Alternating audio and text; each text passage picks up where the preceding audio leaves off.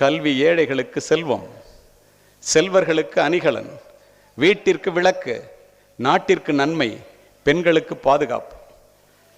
எவ்வளவு பெரிய கோடீஸ்வரனுக்கு மகனாக பிறந்தாலும் கல்வியை பெற்றோர்களிடமிருந்து எந்த கொம்பனாலும் சொத்தாக பெற முடியாது.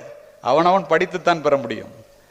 பிறப்பு முதல் இறப்பு வரை ஒரு மனிதனுக்கு உதவக்கூடிய ஒன்றே ஒன்று இந்த உலகத்தில் உண்டென்றால் கல்வி ஒன்றுதான். இதை முற்றிலும் உள்வாங்கிக் கொள்ள வேண்டும். நீங்கள்